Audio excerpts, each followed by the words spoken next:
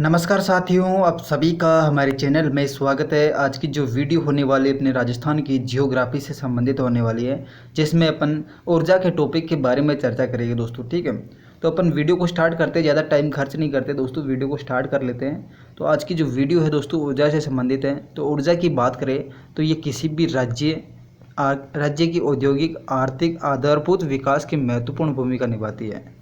किसी भी राज्य की औद्योगिक आर्थिक व आधारभूत विकास की महत्वपूर्ण भूमिका निभाने वाली ऊर्जा हो जाएगी।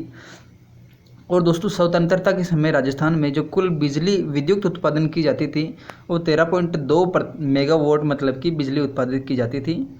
और वर्तमान में राजस्थान में जो बिजली उत्पादित की जाती है 31 दिसंबर 2021 तक वो कितनी हो गई है, 21,835.90 मेगावाट हो गई है। ठीक है, स्वतंत्रता के समय 13.2 मेगावाट थी, लेकिन वर्तमान 2021 के अंतर्गत कितनी हो गई है, 21,835.90 मेगावाट हो गई है। अब दोस्तों आगे देखते हैं अपन। तो वर्तमान में ऊर्जा उत्पादन दोस्तों किस किस क्षेत्र में अपने राजस्थान में ऊर्जा उत्पादन होती है और कहाँ कहाँ से अपन को ऊर्जा प्राप्त होती है दोस्तों, उसके बारे में अपन देखते हैं दोस्तों। तो राजस्थान में अपन को 3 जगह से मतलब कि ऊर्जा उत्पादित की जाती है दोस्तों। 3 जगह से अपन को राजस्थान को ऊर्जा प्राप्त होती है। ठीक है, एक तो राज्य के द्वारा, ठीक है, पहली जो राज्य के द्वारा हो जाएगी, और दूसरी दोस्तों केंद्र सरकार के द्वारा अपन को बिजली उत्पादित की जाती है, और तीसरी हो जाएगी दोस्तों RREC और RSML जो कि निजी क्षेत्र पवन ऊर्जा, बायोगैस, सौर ऊर्जा से परियोजना है। 3 जगह से अपन को राजस्थान में मतलब कि ऊर्जा उत्पादन की जाती है। तो सबसे पहले अपन राजस्थान की देखते हैं। तो राजस्थान में 3 प्रकार की वापस अपने पास ऊर्जा क्षेत्र हो जाएगी। एक तो तापीय, एक विद्युत, जल विद्युत और गैस। राजस्थान में 3 प्रकार से हैं, एक तो तापीय, जल विद्युत और गैस। ठीक है, तो अपने वर्तमान के अंतर्गत तापीय जो अपनी विद्युत ऊर्जा वो कितनी हो जाएगी 2021 के अंतर्गत तापीय जो विद्युत ऊर्जा हो जाएगी अपनी हो जाएगी 7,170 मेगावाट हो जाएगी। और जल विद्युत की बात करें तो अपने 2020-21 के अंदर कितनी हो जाएगी 1,017 हो जाएगी। और दोस्तों गैस की बात करें तो गैस हो जाएगी अपनी 603 मेगावाट होने वाली है। ठीक है, तो इस प्रकार टोटल अपने पास राजस्थान की जो पर्सनल जो योजना है दोस्तों, तापीय, जल विद्युत और गैस, तीनों के द्वारा अपने राजस्थान को कितनी ऊर्जा उत्पादित की जाती है 8,790। ठीक है, 8,790 अपने टोटल राजस्थान की जो विद्युत ऊर्जा होने वाली है। ठीक है, अब आगे देखते हैं दोस्तों केंद्र सरकार की जो परियोजना है उससे अपने राजस्थान को या फिर राज्यों को कितनी मतलब कि ऊर्जा उत्पादित की जाती है, फिर कितनी ऊर्जा उत्पादित का हिस्सा है दोस्तों। ठीक है, तो केंद्र सरकार की सबसे पहले तापीय योजना है। तापीय अपने केंद्र सरकार से द्वारा कितनी मिलती है अपन को 1,870 तापीय ऊर्जा अपने को मिलती है दोस्तों केंद्र सरकार के द्वारा। ठीक है, और जल विद्युत अपने राजस्थान को कितनी मिलती है केंद्र सरकार के द्वारा 740 मेगावाट होने वाली हैं। उसके बाद गैस की बात करें तो गैस के द्वारा अपन को मतलब राजस्थान में केंद्र सरकार के द्वारा 221 मेगावाट की बिजली उत्पादित या फिर क्षमता मिलती है दोस्तों। ठीक है, उसके बाद परमाणु ऊर्जा की बात करें तो केंद्र सरकार के द्वारा अपन को 456.74 मेगावाट की बिजली मिलती है दोस्तों। ठीक है, तो इस प्रकार केंद्र सरकार के द्वारा अपन को 3,288 मेगावाट की बिजली दी जाती है। 3,288.96 मेगावाट की बिजली अपने राजस्थान को आवंटित की गई है। ठीक है, आगे देखिए इसके बाद दोस्तों RREC और RSML इसके द्वारा अपने राजस्थान को कितनी ऊर्जा दी जाती है या फिर आवंटित की जाती है, तो इसको अपन देखते हैं। तो पवन ऊर्जा की बात करें तो पवन ऊर्जा अपने राजस्थान के अंतर्गत कितनी हो जाएगी 3,734.10 मेगावाट होने वाली है। और बायोगैस की बात करें तो बायोगैस 101.95 मेगावाट होने वाली है। इसके बाद सौर ऊर्जा की बात करें तो सौर ऊर्जा अपने राजस्थान के अंतर्गत कितनी उत्पादित की जाती है दोस्तों 3,742। ठीक है, 3,742 मेगावाट।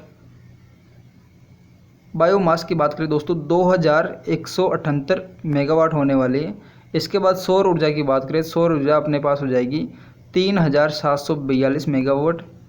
इसके बाद अपन देखते हैं दोस्तों तापीय जल विद्युत ऊर्जा की, तो 3742 मेगावाट हो जाएगी। ठीक है, तो इस प्रकार टोटल अपने RREC और RSSMNL के द्वारा जो ऊर्जा उत्पादित की जाती है वो कितनी हो जाएगी, 9756.15 मेगावाट। इस प्रकार तीनों की जो मतलब कि तीन अपने, एक तो राज्य सरकार, एक केंद्र सरकार और RRC और RSMNL के द्वारा जो ऊर्जा उत्पादित की जाती है वो कितनी हो जाएगी, 21,835.90 मेगावाट अपने राजस्थान की टोटल ऊर्जा हो जाएगी। ठीक है, जो कि तीन प्रकार की योजनाएं हैं दोस्तों, एक तो राज्य सरकार की, एक केंद्र सरकार की और एक RSSML जो कि निजी क्षेत्र में आती है दोस्तों। ये दोनों ये निजी क्षेत्र में आने वाली हैं। इन तीनों को मिलाकर अपने राजस्थान में जो ऊर्जा का क्षेत्र हो जाएगा 21,835.90 मेगावाट होने वाले हैं। ठीक है, तो ऊर्जा उत्पादन में तापीय थर्मल ऊर्जा का योगदान अधिकतम है।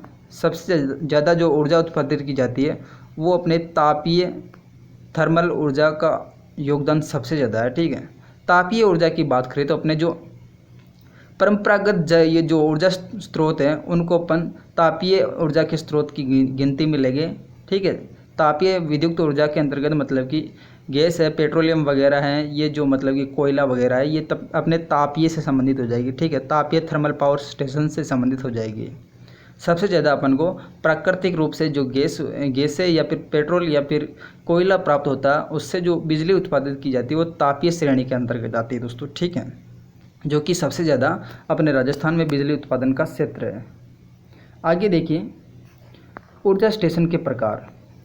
तो अपने ऊर्जा स्टेशन के प्रकार की बात करें तो ऊर्जा स्टेशन के प्रकार कितने हो जाएंगे, 3 होने वाले हैं। ठीक है, ऊर्जा स्टेशन के प्रकार की बात करें तो 3 हो जाएगी, सुपर थर्मल स्टेशन और सुपर क्रिटिकल स्टेशन और UMPP का क्षेत्र। ठीक है, UMPP का क्षेत्र, सुपर क्रिटिकल स्टेशन और सुपर थर्मल स्टेशन। आगे देखिए, अब सबसे पहले अपन सुपर थर्मल स्टेशन की बात करते हैं दोस्तों। सुपर थर्मल स्टेशन क्या होता है? ठीक है, यदि किसी पावर स्टेशन की क्षमता 1000 मेगावाट से अधिक है तो उसे अपन सुपर थर्मल पावर स्टेशन के नाम से जानते हैं। यदि किसी पावर स्टेशन की दोस्तों क्षमता मतलब कि 1000 मेगावाट से अधिक है तो उसे अपन किस नाम से जानते हैं, सुपर थर्मल पावर स्टेशन के नाम से जानते हैं। उदाहरण की बात करें तो सुपर थर्मल पावर स्टेशन का जो उदाहरण है अपना सूरतगढ़ का जो सुपर थर्मल स्टेशन हो जाएगा और कोटा का जो सुपर थर्मल स्टेशन हो जाएगा और कवई जो सुपर थर्मल होने वाला ये अपने सुपर थर्मल के नाम से जानते हैं दोस्तों। ठीक है, 3 है दोस्तों सुपर थर्मल स्टेशन अपने राजस्थान के अंतर्गत, एक तो सूरतगढ़ सुपर थर्मल स्टेशन और कोटा सुपर थर्मल स्टेशन, उसके बाद कवई जो सुपर थर्मल स्टेशन होने वाला है। ठीक है, आगे देखिए सुपर क्रिटिकल स्टेशन क्या होता है। सुपर क्रिटिकल स्टेशन की बात करें तो यहाँ पे मतलब कि ये 500 मेगावाट से जो अधिक बिजली उत्पादित की जाती है, 500 मेगावाट से जो अधिक उत्पादन की जाती है बिजली, वो अपने सुपर क्रिटिकल स्टेशन के नाम से जानते हैं। ठीक है, इसके उदाहरण की बात करें तो उदाहरण में अपना हो जाएगा छबड़ा जो कि 12 के अंतर्गत होने वाला छबड़ा, जो कि 500 मेगावाट से अधिक बिजली उत्पादन करता है, जो कि सुपर क्रिटिकल का उदाहरण है दोस्तों। ठीक है, सुपर क्रिटिकल स्टेशन का उदाहरण होने वाला। इसके बाद अपन आगे देखते हैं तो UMPP ultra mega power project. Ultra mega power project की बात करें तो ये मतलब कि प्रत्येक ऊर्जा स्टेशन की क्षमता 4000 मेगावाट या फिर इससे अधिक हो तो अल्ट्रा मेगावाट पावर प्रोजेक्ट के नाम से जानते हैं। ठीक है, इसमें 4000 मेगावाट से अधिक बिजली उत्पादन की जाती है। सुपर पावर थर्मल स्टेशन में दोस्तों 1000 मेगावाट से अधिक बिजली उत्पन्न की जाती है और सुपर क्रिटिकल स्टेशन की बात करें तो यहाँ पे अपने 500 मेगावाट से अधिक बिजली उत्पादन की जाती है। और UMPP की बात करें, अल्ट्रा मेगा पावर प्रोजेक्ट की बात करें तो यहाँ पे 4000 मेगावाट से अधिक बिजली उत्पादन की जाती है। ठीक है, आगे देखिए दोस्तों, अब ऊर्जा संसाधन का वर्गीकरण की बात करते हैं तो ऊर्जा संसाधन का जो वर्गीकरण है वो अपने कौन कौन से हो जाएगी दोस्तों। एक तो सबसे पहले दोस्तों ऊर्जा वर्गीकरण की बात करें तो अपने एक तो उत्पादन के आधार पर, एक संभावना के आधार पर अपन वर्गीकरण करते हैं। ठीक है, उत्पादन के आधार पर जो वर्गीकरण करते हैं अपना, सबसे पहले परंपरागत जो ऊर्जा उत्पादन है और गैर परंपरागत जो ऊर्जा उत्पादन है इसके बारे में देखते हैं। ठीक है, तो उत्पादन के आधार पर अपने दो प्रकार की ऊर्जा है। एक तो परंपरागत जो मतलब कि चलती आ रही, वो हमेशा से जो मतलब कि प्राकृतिक रूप से अपने जो ऊर्जा प्राप्त होती है वो परंपरागत के अंतर्गत आती है, और मतलब कि गैर परंपरागत जो अपने जो मतलब कि मानव के द्वारा जो बनाई जाती है ऊर्जा, वो कौन सी हो जाएगी, गैर परंपरागत। आगे देखिए, तो परंपरागत की बात करें तो सबसे पहला अपना कोयला हो जाएगा, जो कि तापीय विद्युत की श्रेणी में आता है। उसके बाद प्राकृतिक गैस हो जाएगी, प्राकृतिक गैस। उसके बाद पेट्रोलियम, और फिर हाइड्रो होने वाला, ठीक, हाइड्रो जलीय उत्पादन। इसके बाद गैर परंपरागत की बात करें तो परमाणु ऊर्जा हो जाएगी, परमाणु ऊर्जा। इसके बाद सौर ऊर्जा, फिर पवन ऊर्जा, फिर बायोगैस, फिर ज्वारीय ऊर्जा। ठीक है, इसके बाद संभावना की बात करें तो संभावना के आधार पर अपने ऊर्जा को कितने प्रकार में बांटा गया है दोस्तों। एक तो अनवीनीकरण और एक नवीनीकरण। ठीक है, अनवीनीकरण और नवीनीकरण। तो नवीनीकरण की बात करें दोस्तों, नवीनीकरण के अंतर्गत एक तो हाइड्रो हो जाएगा, हाइड्रो के अलावा सौर ऊर्जा हो जाएगा, पवन ऊर्जा हो जाएगा। इसके अलावा अपन बात करें दोस्तों बायोगैस, बायोगैस के अलावा बायोमास और ज्वारीय ऊर्जा, ये अपने नवीनीकरण क्षेत्र आ जाएगा। नवीनीकरण क्षेत्र को अपन किस नाम से जानते हैं दोस्तों, अपन गैर परंपरागत के नाम से भी जानते हैं। ठीक है, और परंपरागत की बात करें तो इसको अपन अनवीनीकरण कहते हैं, मतलब कि इनका कोई नवीनीकरण नहीं किया गया दोस्तों। ठीक है, नवीन रूप से कोई उत्पादित नहीं की जाती है, या मतलब परंपरागत रूप से या फिर परंपरागत रूप से या प्राकृतिक रूप से जो अपन को बिजली उत्पादन मिलती है दोस्तों, वो अपने अनवीनीकरण क्षेत्र या फिर परंपरागत क्षेत्र में होने वाली है। जो कि कौन कौन से क्षेत्र हो जाएगी, एक तो कोयला है, एक प्राकृतिक गैस है, एक पेट्रोलियम है, एक परमाणु ऊर्जा है। ठीक है, परमाणु ऊर्जा, पेट्रोलियम और प्राकृतिक गैस और कोयला।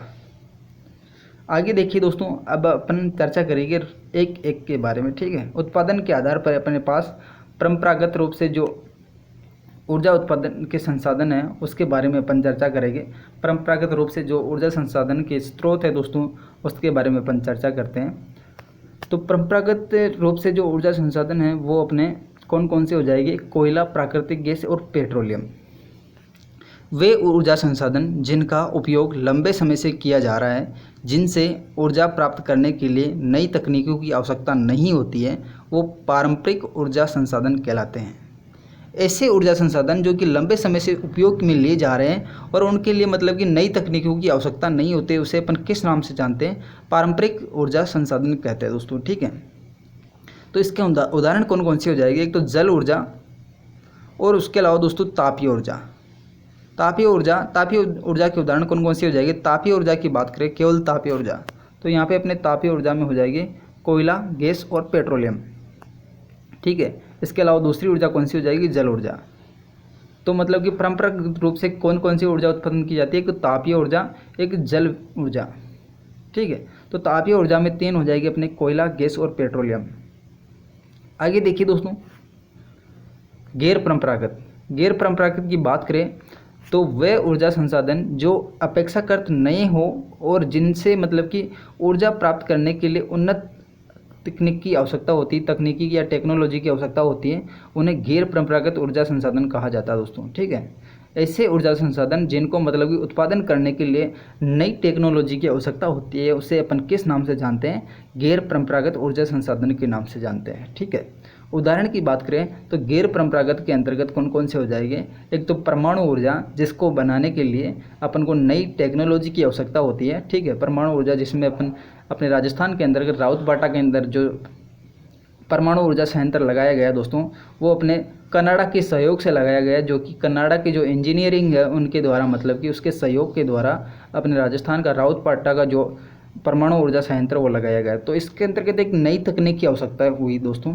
तो नई तकनीक के द्वारा जो ऊर्जा उत्पादन की जाती है वो गैर परंपरागत ऊर्जा संसाधन के अंतर्गत आती है दोस्तों। ठीक है, इसके अलावा पवन ऊर्जा हो जाएगी, जो कि अपने रेगिस्तान के अंतर्गत जो मतलब कि पवन चक्कियाँ लगाई जाती हैं उसके द्वारा पवन ऊर्जा उत्पादन की जाती है, जो कि एक नई तकनीकी का क्षेत्र हो जाएगा। बायोगैस है दोस्तों, बायोगैस के अंतर्गत भी नई तकनीकी की आवश्यकता होती है, इसके अंदर भी बड़े बड़े संयंत्र लगाए जाते हैं। ठीक है, बायोमास इसके अंतर्गत भी वही कंडीशन है। और ज्वारीय ऊर्जा उत्पादन अपने कहाँ से उत्पादन की जाती है, समुद्र के अंतर्गत जो ज्वार भाटा आता है दोस्तों, उसके माध्यम से जो बिजली उत्पादन की जाती है वो अपने ज्वारीय ऊर्जा हो जाएगी। ठीक है, आगे दोस्तों देखते हैं अपन राजस्थान की प्रमुख परियोजनाएं।